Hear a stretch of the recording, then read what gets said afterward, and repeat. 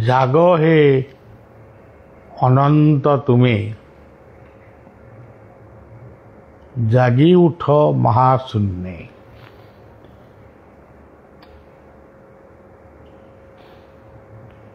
मनीष को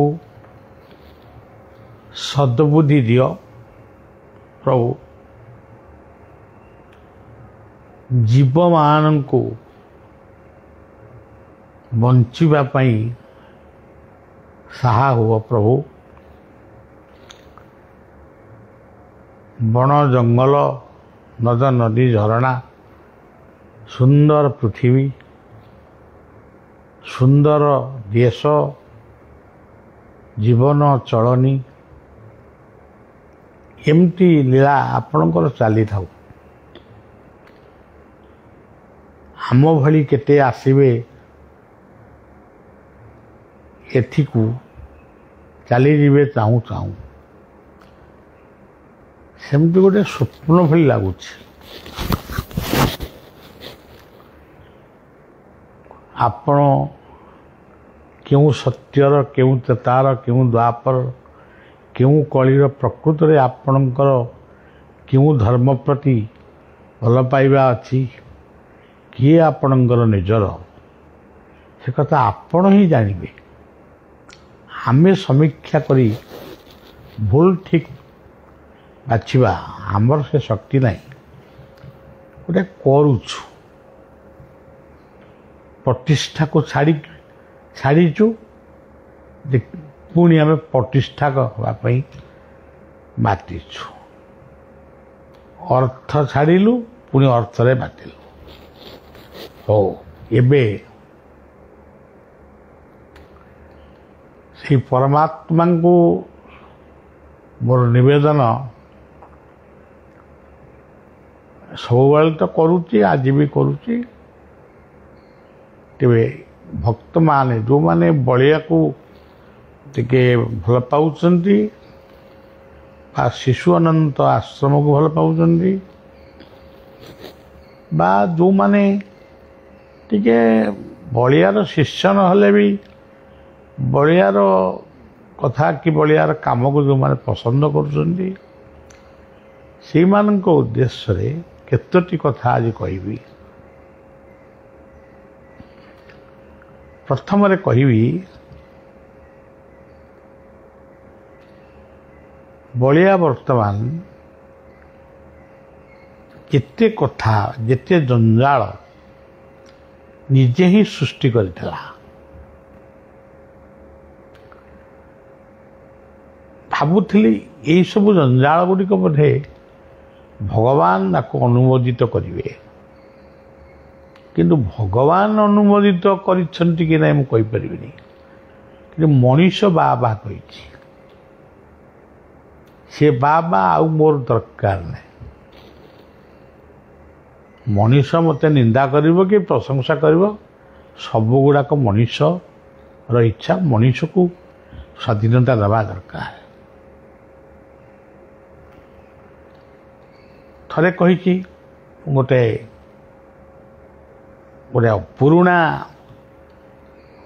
प्रथा सब जिते गुड़िक आश्रम 56 वर्ष धरी चली गोटे आश्रम काम लीला पर्वपर्वाणी जिते प्रकार जंजाल किंतु आउ से मुंड पशुनी। भावुची केवल शांति समस्तंकर शांति कामना करिबा सेवा। एते मठ एते मंदिर एते मूर्ति एते प्रार्थना एते पूजा एते ये सब दरकार नहीं। तेणु आप जानवे परवर्ती समय को जिनस सब आश्रम बंद हो। बर्तमान एति खाली कहूँ किछि दिन पाई गोटे निवृत्त ଜାଗାରେ ରହିବି, ଯେଉଁଠି ରହିବି ସମସ୍ତେ ଜାଣିବେ, କିନ୍ତୁ କେହି ସେଠାକୁ ଯିବେ ନାହିଁ। ତାଙ୍କ ଦୁଃଖ ସୁଖ ନିଜ ଭିତରେ ନିଜ ଘରେ ବସି ପ୍ରାର୍ଥନା କରନ୍ତୁ। ଅନନ୍ତଙ୍କ ଦର୍ଶନ କରିବାକୁ ଆସିଲେ ଅନନ୍ତଙ୍କ ଦର୍ଶନ କରିବେ, ଭୋଗ ଟିକେ କରିବେ, ଟିକେ ସାତ୍विକ ଭୋଜନ ଅନ୍ତର 7 ଦିନ କରିବେ,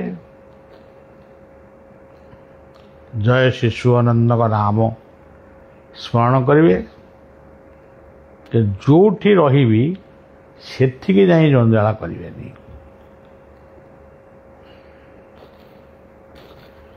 ବାରମ୍ବାର ଫୋନ୍ କରି ବିରକ୍ତି କରନ୍ତୁ ନାହିଁ।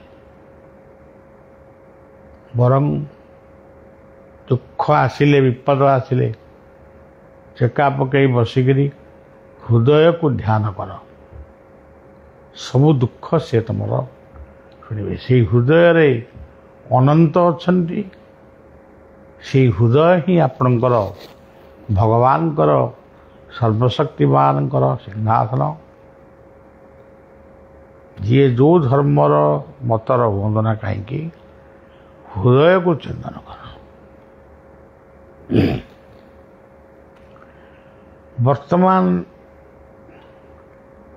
ନିରୋଳାରେ ମୁଁ ରହିବି, କେବଳ ବିଶ୍ରାମ ନେବି। କ'ଣ କଲେ ଏ ସମାଜ ପାଇଁ କେଉଁ କାମଟାକୁ ଆମେ ଭବିଷ୍ୟତରେ କରିବା।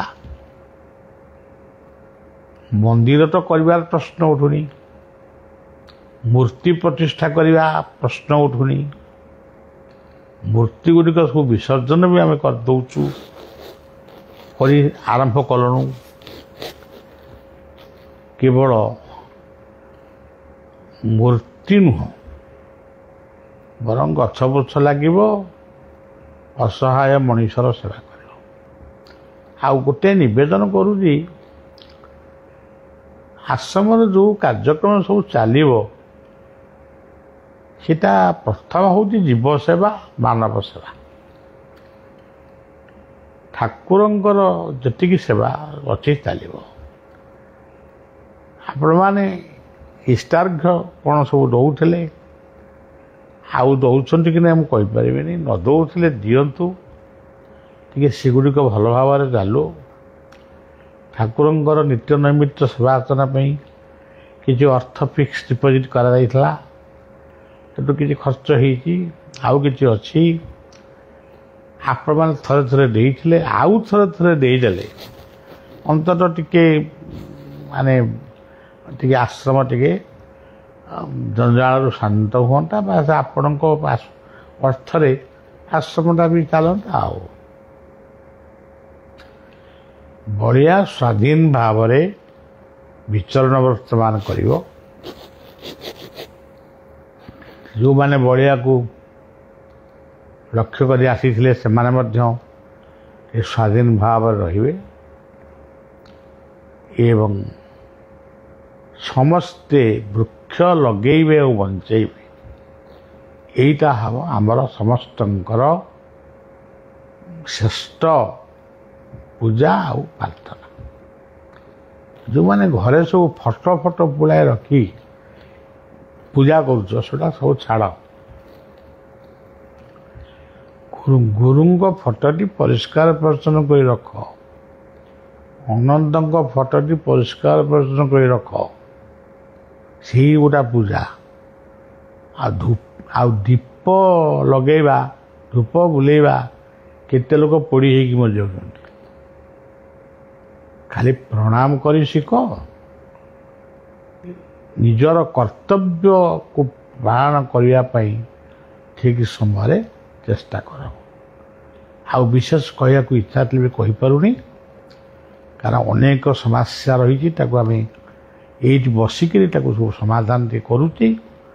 ଧୀରେ ଧୀରେ ପୁଣି ପରବର୍ତ୍ତୀ ସମୟରେ ଆପଣମାନଙ୍କୁ ଯାହା କହିବା କଥା କହିବି। ଯାହା କହିବି ଟିକେ ମାନିବେ, ବୁଝିବାକୁ ଚେଷ୍ଟା କରିବେ, ଭୁଲ ବୁଝିବେନି। ବଳିଆ ସମସ୍ତଙ୍କର ଶୁଭକାମନା କରୁଛି। ଆପଣମାନେ ଘରେ ବସି ମଠକୁ ଆସନ୍ତୁ, ଶିଶୁମାନଙ୍କ ଦର୍ଶନକୁ ଆସନ୍ତୁ। ସେଇଟା ଏଠି ପ୍ରସାଦ ମିଳିବ ନ ମିଳିବ ସେ ଅଲଗା କଥା, କିନ୍ତୁ ଦର୍ଶନ ଆପଣ ଜଗନ୍ନାଥଙ୍କ ପାଖକୁ ଯାଉଛନ୍ତି କି ଶାରଳାଙ୍କ ପାଖକୁ ଯାଉଛନ୍ତି, ପ୍ରସାଦ କିଏ ଯାଚିକିରି ଆପଣଙ୍କୁ ଦେଉଛି? ଆପଣ ପୁଣି ଭୋଗରାଗ କରି ନିଜେ ନିଜେ ଖାଇ ପିଇକି ଆସୁଛନ୍ତି ନା। ଆଉ ସେମିତି କରନ୍ତୁ। ଅନନ୍ତଙ୍କ ଦର୍ଶନ, ଅନନ୍ତଙ୍କ ନାମ ଭଜନ ହିଁ ଆପଣମାନଙ୍କର ସବୁଠାରୁ ଶ୍ରେଷ୍ଠ କଥା। କିଏ ଆପଣଙ୍କୁ ଚଟି ଖଣ୍ଡେ ଦେଲା ନଦେଲା, କିଏ ଖାଇବାକୁ ଦେଲା ନଦେଲା, ଏଥିରେ ମନ ବଳନ୍ତୁନି।